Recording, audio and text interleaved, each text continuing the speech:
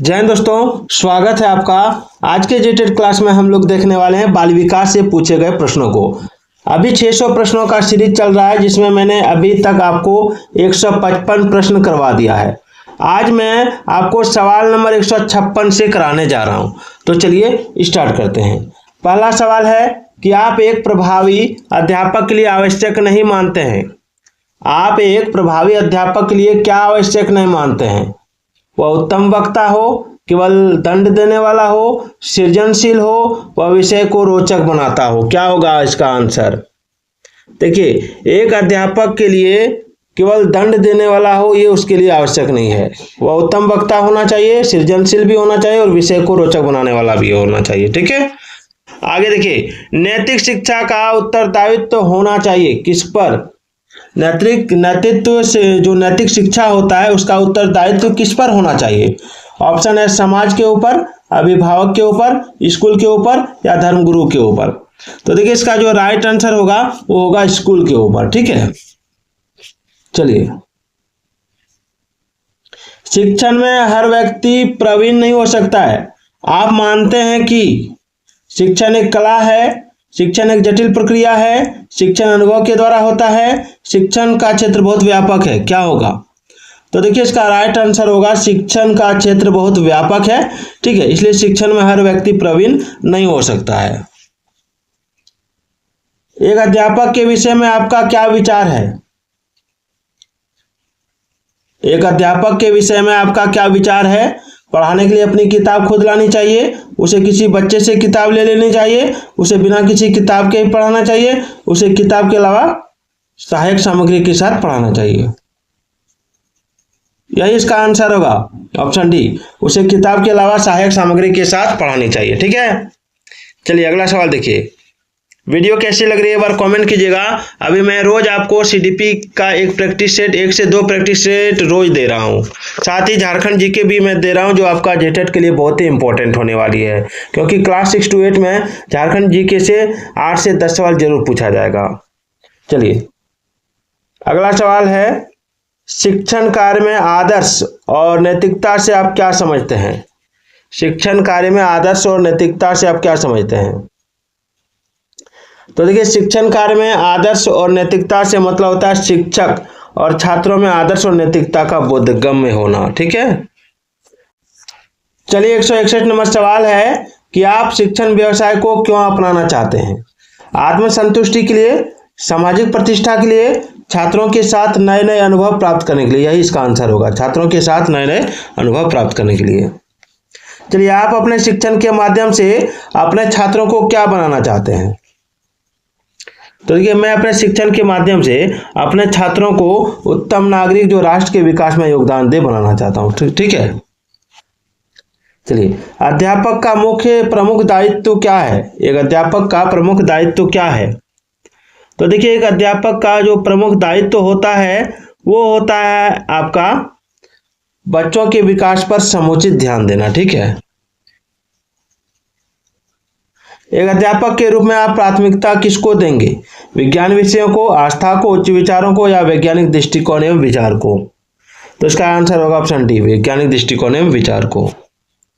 आपकी दृष्टि में अध्यापन व्यवसाय कैसा है? ट्यूशन के द्वारा भारी धन कमाने का, थोड़े वेतन में संतुष्ट जीवन जीने का, जीवन पर्यंत पठन पाठन का या उपरोक्त सभी? तो इसका आंसर होगा ऑप्शन सी, जीवन पर्यंत पठन पाठन का। अध्यापक के किस व्यवहार का छात्रों पर सर्वाधिक हानिकारक प्रभाव पड़ता है?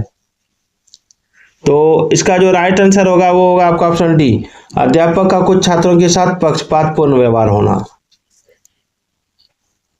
कक्षा में छात्र शिक्षण के बावजूद वह नहीं सीख पा रहे हैं जो सीखना चाहिए, तो इसमें अध्यापक को क्या करना चाहिए? कक्षा में छात्र शिक्षण के बावजूद भी वो नहीं सीख पा रहे हैं जो उन्हें सीखना चाहिए, तो इसमें एक शिक्षक को क्या करना चाहिए? तो देखिए, एक शिक्षक को इसमें शिक्षण विधि में परिवर्तन करना चाहिए। ठीक है, आगे, प्रभावी शिक्षक की कौन सी बात छात्रों को अच्छी लगती है? प्रभावी शिक्षक की कौन सी बात छात्रों को अच्छी लगती है? तो उसका पूरा व्यक्तित्व। जो छात्र कक्षा में निरंतर प्रश्न पूछते रहते हैं उन्हें दंडित किया जाना चाहिए। जो छात्र कक्षा में निरंतर प्रश्न पूछते रहते हैं उन्हें दंडित किया जाना चाहिए, या प्रश्नों का उत्तर स्वयं ढूंढने के लिए प्रोत्साहित किया जाना चाहिए, या उन्हें लगातार प्रश्न पूछने के लिए प्रोत्साहित किया जाना चाहिए, या उन्हें कक्षा के वाद विवाद में भाग लेने के लिए प्रोत्साहित किया जाना चाहिए। तो इसका राइट आंसर होगा ऑप्शन सी, उन्हें लगातार प्रश्न पूछने के लिए प्रोत्साहित किया जाना चाहिए। आगे आपके विचार में शिक्षा का उद्देश्य क्या है? बालक को ज्ञान देना, बालक में आत्मविश्वास पैदा करना, बालक को बुराइयों से बचाना। ये तीनों हो जाएगा ऑप्शन डी। चलिए आगे देखते हैं। शिक्षण कार्य में शिक्षक सदैव सीखता रहता है, क्योंकि शिक्षण कार्य में शिक्षक सदैव क्यों सीखता रहता है? क्योंकि वह अपने विषय के ज्ञान को बढ़ाने के लिए सदैव अध्ययनशील रहता है। ऑप्शन डी हो जाएगा इसका राइट आंसर।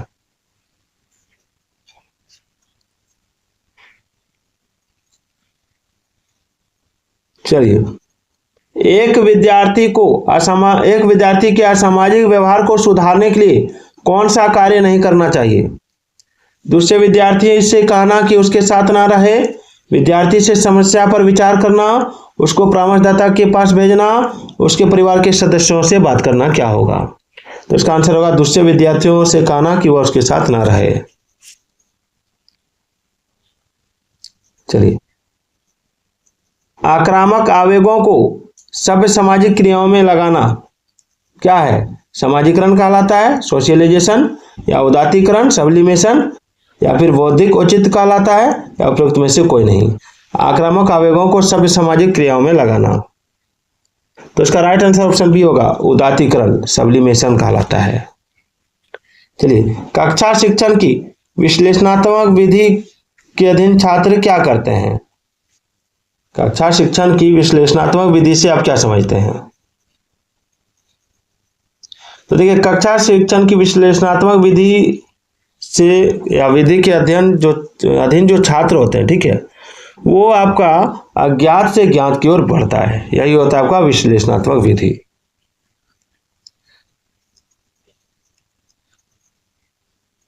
चलिए अगला देखिए। कक्षा शिक्षण के दौरान शिक्षक एक प्रश्न पूछता है, यदि एक छात्र उसका उत्तर नहीं दे पाता तो शिक्षक को उसका उत्तर स्वयं बता देना चाहिए, या कई छात्रों से पूछने के बाद यदि उत्तर सही, एक मिनट, सवाल एक बार और देख लीजिए कि कक्षा शिक्षण के दौरान शिक्षक एक प्रश्न पूछता है, यदि एक छात्र उसका उत्तर नहीं दे पाता तो शिक्षक को क्या करना चाहिए? तो देखिए, शिक्षक को कई छात्रों से पूछने के बाद यदि सही उत्तर ना मिले तो स्वयं सही उत्तर बताना चाहिए।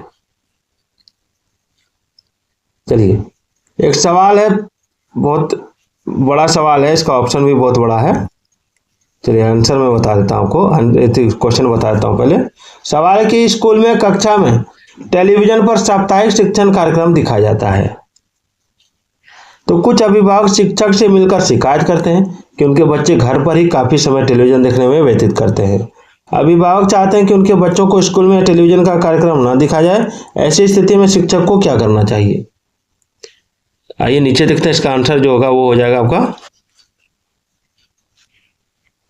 Option D. उसे अभिभावकों को साप्ताहिक टेलीविजन शिक्षण कार्यक्रम देखने के लिए आमंत्रित करना चाहिए, ताकि वे स्वयं देखें कि वह कार्यक्रम बच्चों के लिए कितना उपयोगी और ज्ञानवर्धक है। चलिए आगे बढ़ते हैं। कहाँ बढ़ गया जी, बहुत आगे बढ़ गया।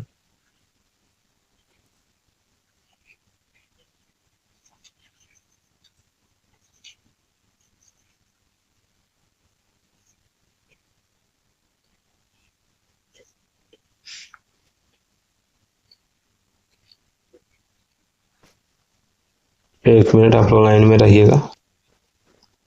चलिए यहाँ देखिए, अगला सवाल है, कक्षा शिक्षण की संश्लेषणात्मक विधि के अधीन छात्र क्या होते हैं? जो संश्लेषणात्मक विधि होता है कक्षा शिक्षण की, उसके अधीन छात्र क्या होते हैं? तो देखिए, उसके अधीन जो छात्र हैं वो ज्ञात से अज्ञात की ओर बढ़ता है, ठीक है।